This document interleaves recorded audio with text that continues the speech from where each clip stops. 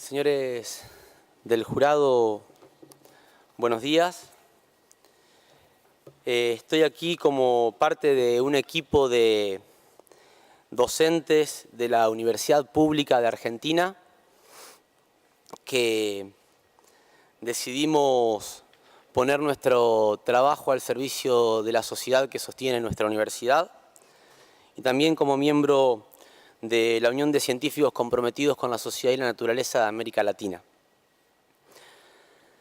Soy médico, soy docente universitario, profesor titular en la materia Salud Socioambiental de la carrera de Medicina de la Universidad de Rosario y de la práctica final de la carrera de Medicina de esa universidad, que es la última materia que tiene que hacer un estudiante para obtener su título de médico. Y además soy decano en la Facultad de Medicina de la Universidad Nacional del Chaco Austral. Bueno, desde el año 2010, desde diciembre del 2010, en la carrera de Medicina de la Facultad de Ciencias Médicas de Rosario, nosotros implementamos como evaluación final de la práctica final de la carrera un dispositivo denominado campamento sanitario.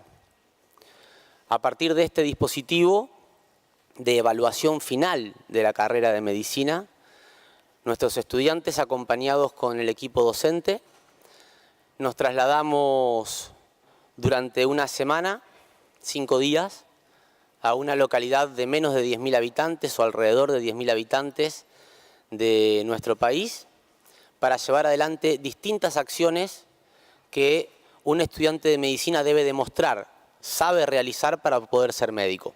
Entre ellas, hacemos una evaluación, una encuesta domiciliaria, vamos casa por casa, recorriendo los hogares de esas localidades que visitamos, con una encuesta para saber cuáles son los problemas de salud que tienen, que padecen, que han construido quienes viven en ese domicilio.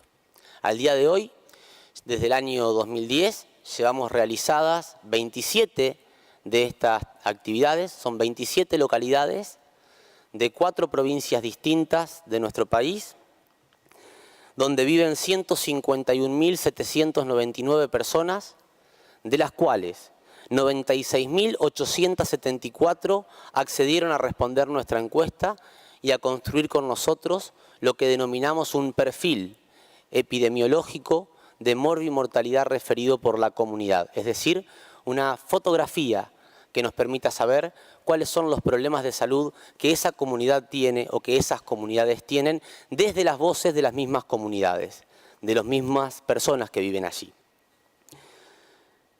Este trabajo que hemos realizado y que realizamos cada 3 meses, se hace un nuevo campamento sanitario, se sostiene además desde el Instituto de Investigación en Salud Socioambiental de nuestra facultad y nos ha permitido identificar que en estas localidades los principales problemas de salud que la gente padece y que la gente refiere que padece no siempre coinciden con los problemas de salud que las estadísticas oficiales de los ministerios de salud de nuestra nación y de las regiones publican. Como ejemplo, en estas localidades, la segunda enfermedad crónica más frecuente referida por la gente es el hipotiroidismo, es decir, la dificultad de funcionamiento de la glándula tiroides, hecho que no coincide con lo que ofrecen las estadísticas nacionales que dicen que ese lugar, la segunda enfermedad crónica más frecuente en Argentina, no es el hipotiroidismo, es la diabetes. Otra enfermedad crónica, pero no el hipotiroidismo. También aparecen entre las enfermedades más frecuentes que tienen estas poblaciones los problemas respiratorios, las alergias, los problemas en la piel, los problemas neurológicos. Y sin ningún lugar a duda, puesto que la gente lo plantea como el principal problema para ellos en sus localidades desde el punto de vista de la salud, el cáncer, que asimismo es la primera causa de muerte en 25 de 27 de estas localidades. Para nosotros fue todo un hallazgo encontrar este perfil epidemiológico y por lo tanto decidimos preguntarnos por qué podría existir esta diferencia entre lo que ocurría en estas localidades y lo que se muestra a nivel nacional. Y al mismo tiempo, por qué la coincidencia en 27 ciudades distintas de 4 provincias diferentes con el mismo problema de salud. Algo que saltó a nuestra vista cuando empezamos a hacer el seguimiento en el tiempo de la evolución de estos problemas de salud fue que no siempre había habido estos problemas de salud en estas localidades. Y el cambio en la forma de transitar la vida y de enfermar y de morir de estas personas coincidía en el tiempo con la instalación en los territorios en los que están situadas estas localidades de un modelo tecnológico de producción agroindustrial de eventos transgénicos dependientes de venenos. El año 1996 es un año bisagra en la aparición de muchos de estos problemas de salud y nos permite identificar un punto desde la epidemiología para entender la aparición entre 5, 10 y 15 años después de otros problemas de salud. El año bisagra tiene que ver fundamentalmente con problemas más agudos, con problemas que pueden verse más inmediatamente, como son las malformaciones congénitas y los abortos espontáneos. En algunas de estas localidades, en el caso específico de los abortos espontáneos, en el periodo que va entre el año 1995 y 1999, cada 100 mujeres embarazadas hubo 5,8 abortos espontáneos, embarazos que no llegaron a término y que nadie podía explicar por qué. En esa misma localidad, en el periodo que va entre el año 2010 y 2014, cada 100 mujeres embarazadas hubo 11,5 abortos. En otras, mientras que en el periodo del año 95 al año 99, cada 100 embarazadas hubo 6 abortos, en el periodo del año 2010 al 2014 hubo 22,5 abortos. Y existen trabajos científicos que asocian la exposición a algunas sustancias químicas con la dificultad de consecución, de continuidad de los embarazos en las mujeres que son expuestas a esas sustancias químicas o que han sido expuestas antes y sus organismos han quedado dañados de manera en algunos casos irreversibles. Trabajos de Simoniello, trabajos publicados sobre poblaciones granjeras de Canadá, en Ontario, han demostrado la asociación entre exposición a estas sustancias del modelo de producción de eventos transgénicos dependientes de venenos con los abortos espontáneos. En el caso de las malformaciones congénitas, los datos son también escalofriantes. Se me hace difícil decir algo que pueda ilustrar más esta situación de lo que ya han testimoniado las madres de Teo y de Martina. Pero tienen que saber, señores jueces, que mientras en el periodo que va del año 2000 al año 2004, cada 1000 niños nacidos vivos, en algunas de estas localidades, 8,8 nacían con alguna malformación congénita, en el periodo del año 2010 al 2014, cada 1000 niños nacidos vivos, fueron 17,9 los nacidos con malformaciones congénitas. ¿Y qué tipo de malformaciones congénitas? Malformaciones vinculadas fundamentalmente con la imposibilidad de desarrollo normal de las estructuras de la línea media de nuestro cuerpo. Estructuras que, como muy bien demostró el profesor Andrés Carrasco y su equipo en el año 2010, necesitan, para poder expresarse normalmente, un equilibrio perfecto de algunas sustancias dentro de nuestro organismo, como por ejemplo el ácido retinoico. El ácido retinoico, que es esencial para la expresión de los genes HOX, genes involucrados en el desarrollo de la cresta neural, de la línea media embrionaria. El ácido retinoico que Andrés Carrasco demostró es alterado en su proceso de regulación ante la presencia de sustancias como el glifosato más sus surfactantes, aún en dosis hasta 2 millones más bajas que las que se utilizan en el modelo de producción agroindustrial de eventos transgénicos dependientes de venenos. Malformaciones que Andrés Carrasco vio en sus laboratorios, que Rafael Blachmanovich, otro científico extraordinario de nuestro país, identificó en anfibios y que nosotros vemos en las niñas y los niños que nacen en estas localidades que han quedado encerradas en este modelo de producción.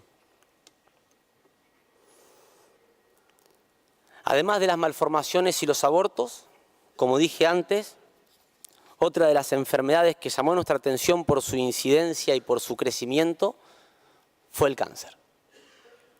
Es cierto, no cualquier tipo de cáncer.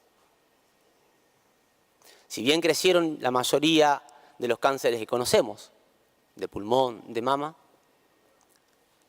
han crecido los cánceres renales, han crecido las linfomas y las leucemias y los linfomas no Hodgkin fundamentalmente. Cuando nosotros nos empezamos a preguntar si esto podría tener o no que ver con el modelo de producción, ya que era lo único que tenían en común estas 27 localidades, empezamos a buscar bibliografía científica de esa ciencia normal y encontramos que existen trabajos científicos publicados que asocian la exposición a las sustancias químicas que se utilizan para la producción de eventos transgénicos dependientes de venenos con alteraciones en la capacidad de los organismos de limpiar los errores genéticos, los errores de ADN que se producen cada vez que se genera una división celular. Y allí está uno de los posibles orígenes del desarrollo de enfermedades neoplásicas en nuestros organismos. Además de las alteraciones del sistema endocrino que también estimulan el desarrollo de determinados tipos de problemas oncológicos u oncohematológicos. Y acá, señores jueces, quiero pedirles un poco de atención, porque se ha preguntado, y es objetivo de este tribunal, saber si esta empresa, Monsanto Bayer, hoy tiene responsabilidad en esto. Y uno puede asumir que se tiene responsabilidad por el solo hecho de haber inundado nuestro planeta con estas sustancias y con los eventos transgénicos dependientes, adictos a esas sustancias. O se puede tener responsabilidad, que yo creo es aún mayor, si uno a esto lo hace sabiendo qué es lo que está haciendo. En el año 1985, la EPA, agencia norteamericana, el 4 de marzo de 1985, publicó una monografía en la cual clasificaba al producto glifosato más surfactantes como categoría 3, es decir, posible carcinógeno en humanos con evidencia limitada.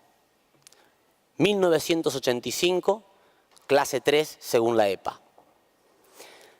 Curiosamente, en el año 1993, la EPA dice, no, es clase 4, nos equivocamos antes. Y en el año 96 se instala en Argentina el modelo de producción de eventos transgénicos dependientes y adictos a glifosato, que ahora era clase 4. Finalmente, en el 2015, la misma Organización del Mundial de la Salud, a través del IARC, reconoce que no es ni 4 ni 3, es clase 2. Es decir, probablemente cancerígeno en humanos. Señores jueces, este tribunal es histórico.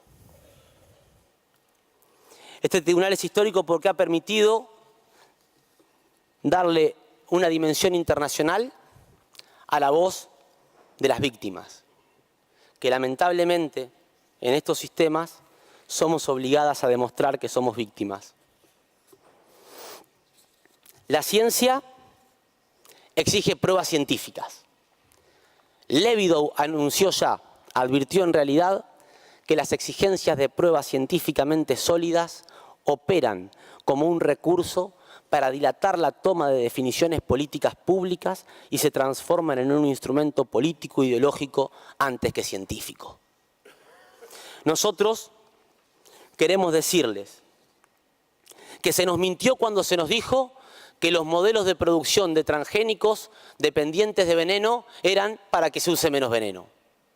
Que se nos mintió cuando se nos dijo que la química que se iba a utilizar a partir de esos modelos era inocua para la salud humana porque se sabía que así no lo era. Y entonces, hoy tenemos que seguir demostrando lo que ya está demostrado. Lo que está patentado como antibiótico, lo que está patentado como veneno, lo que está patentado como antifúngico, efectivamente elimina la vida, elimina los hongos, elimina la diversidad. Finalmente, quiero hacer mías las palabras de Adolfo Maldonado, que dice: la ciencia está tardando entre 40 a 60 años para demostrar lo tóxico de los pesticidas y siempre llega a demostrarlo cuando hay otros nuevos que los reemplazan. Es cierto, absolutamente cierto, que el derecho positivo exige una demostración de relación de causa-efecto. También es cierto que eso no se puede hacer hoy con los determinantes sociales. Señores jueces, la diversidad está en peligro. Señores jueces, nos han empujado a una situación de ecocidio y estamos aquí para poder denunciarlo. Muchas gracias.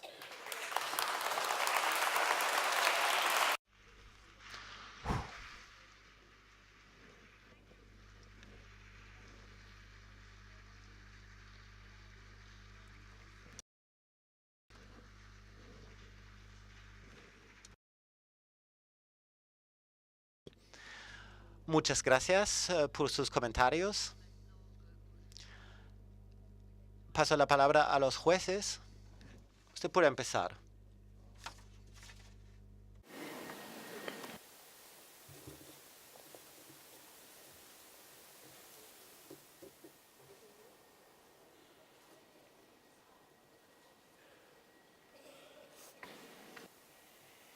Sorry, we need some help because the microphone doesn't work there.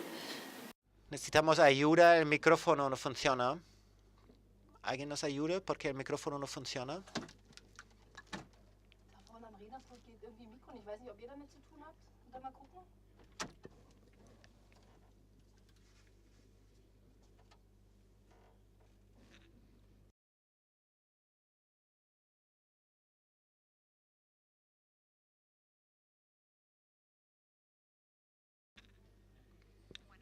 Muchas gracias, doctor, por su clarísima exposición. Yo tengo una pregunta. Muy bien explicaste que necesitamos causa-efecto y necesitamos pruebas científicas.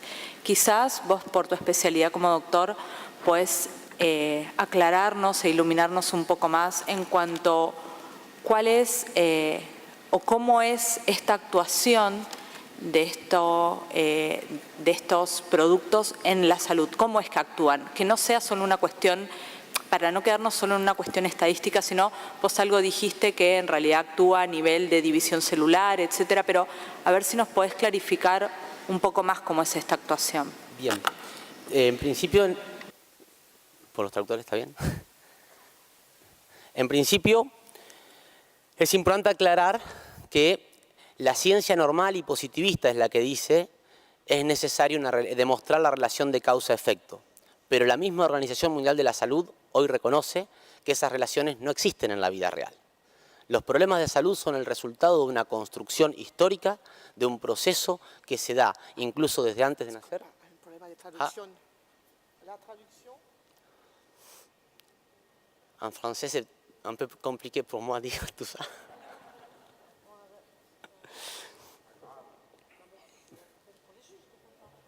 Non, oui, il n'y a pas de problème.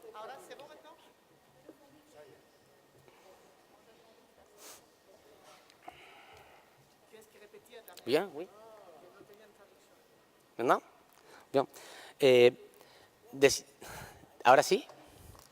Decíamos que en principio es necesario aclarar que es la ciencia normal y positivista la que exige relación de causa-efecto, cuando hoy hasta la misma Organización Mundial de la Salud ha reconocido que los problemas de salud, salvo el mesotelioma, que está claramente identificado que es por exposición al asbesto, todos los otros problemas de salud son el resultado de una construcción histórica muy compleja, en donde intervienen muchos elementos. Por eso la misma Organización Mundial de la Salud hoy habla de determinaciones, procesos de determinación social de los problemas de salud y enfermedad.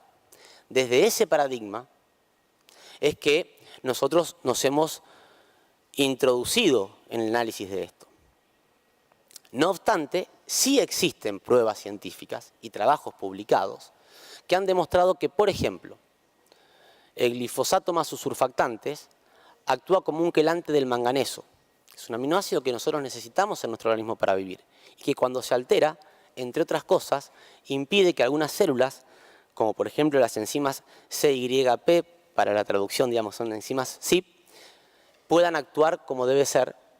Y entonces nuestros organismos, cuando determinados tipos de enzimas no pueden actuar como correspondería, ven limitada su capacidad de limpieza de los errores genéticos de transcripción o de sustancias que pueden ingresar a nuestro organismo por los alimentos, por el aire o por el agua y que no pueden ser eliminados por esos errores o por esos daños que la misma química genera. Así como con el manganeso se ha identificado que es un disruptor de la biosíntesis de los aminoácidos de la flora intestinal. Es decir, elimina la posibilidad de que los aminoácidos de nuestra flora intestinal puedan sintetizarse y entonces puedan llevar adelante los procesos que necesita nuestra flora para poder garantizar la absorción de nutrientes y por lo tanto tener los elementos básicos para que nuestro organismo tenga un mecanismo de defensa adecuado. También se han identificado mecanismos, como dije antes, esto lo dijo Andrés Carrasco, de interferencia de la regulación del ácido retinoico y de esa forma opera alterando la expresión de determinados genes. No sé si esto alcanza a explicar una parte más biológica, que claramente ya fue demostrado por la ciencia y coincide con lo que nosotros vemos en los territorios. Lo que la ciencia dice en sus laboratorios, lo que las madres nos dicen que han tenido sus hijos, lo que los granjeros ven en sus granjas, es lo que nosotros vemos en los territorios con seres humanos.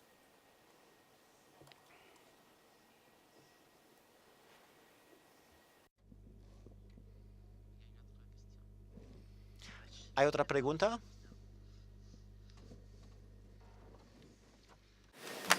Thank you very much for your evidence. Muchas gracias por su presentación. Señor doctor, ¿qué diría si ahora escucharan que una institución internacional como la OMS, que hizo su trabajo reconociendo que el glifosato puede producir cáncer? Y en vuestro país, en Argentina, se colectaron pruebas científicas, han trabajado, pero las responsables de salud pública en Argentina no han tenido ninguna reacción. ¿Qué diría? Que desde diciembre del año pasado no tiene más Ministerio de Agricultura. Desde diciembre del año pasado nuestro país no cree más en la cultura de la producción de alimentos, ahora tiene Ministerio de Agroindustria. Y el ministro de Ciencia y Técnica fue puesto en su lugar, incluso en gobierno anterior, por presión de las corporaciones internacionales que manejan los presupuestos de la ciencia y la tecnología. Eso podría explicar por qué los ministerios de salud callan y por qué las universidades públicas también tenemos dificultades para cumplir con nuestra tarea, que es la de producir el conocimiento científico independiente, que debería ser el que se tenga en cuenta para probar estas sustancias y no el que se tiene, que es el que las empresas proponen. La OMS ha dicho el año pasado que el glifosato efectivamente es lo que nosotros decíamos que era, lo que las víctimas dicen y decían que era. Llegó tarde, como llegó tarde con el tabaco, como llegó tarde con el endosulfán, como llegó tarde con el lindano, como lamentablemente nos tiene acostumbrados a llegar tarde generalmente. Por eso estamos acá, señores jueces, para intentar dar un paso adelante y al menos una vez en la historia dar vuelta a la página.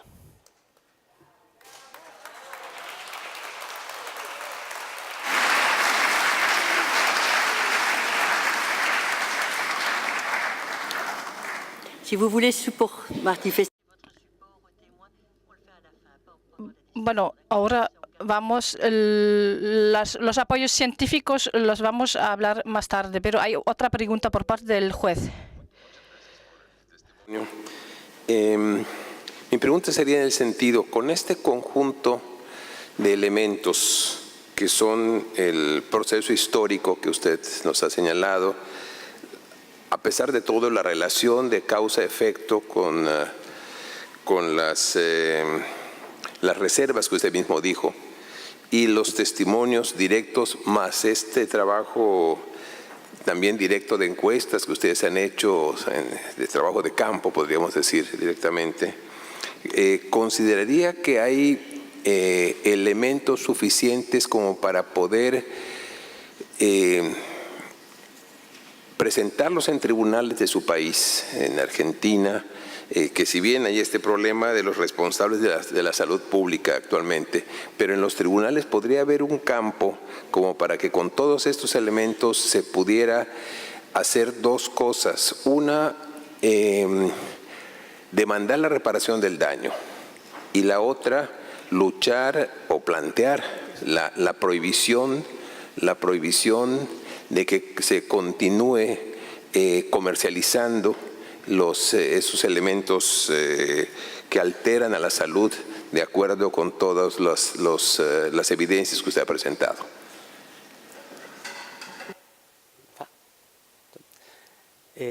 Sí, señor juez.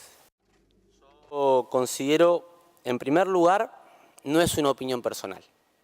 Ya existe fallos, hay uno en la provincia de Santa Fe, en Argentina, que es conocido como el fallo San Jorge, que ante la duda aplicó el principio precautorio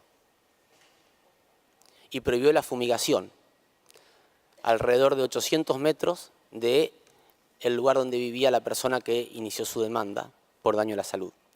Hay otro fallo que ha utilizado, entre otros argumentos, el resultado de nuestros trabajos de campo para exigirle a las autoridades políticas locales, a los legisladores locales de una ciudad llamada Totoras, que deroguen una ordenanza que habían aprobado que era retrógrada respecto a la ordenanza existente con los límites a la fumigación.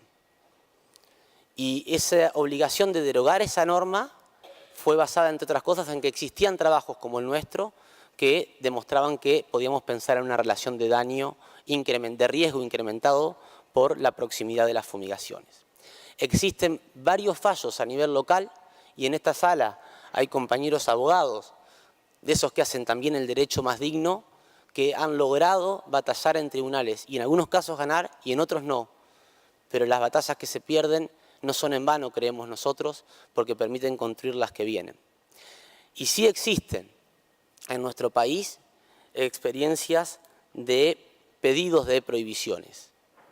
Hasta hoy seguimos luchando con un sistema que desde el marco legislativo no asume nacionalmente el problema y sigue librando a cada localidad la responsabilidad, y desde un marco ejecutivo se hacen los desentendidos porque los legisladores no construyen las leyes necesarias. Y la justicia, bueno, nos obliga a estar aquí en el Tribunal Internacional Monsanto.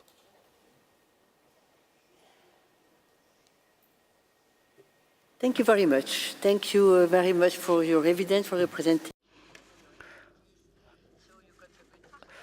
Gracias por su presentación, por haber presentado sus resultados, gracias por haber venido, gracias por su apoyo científico.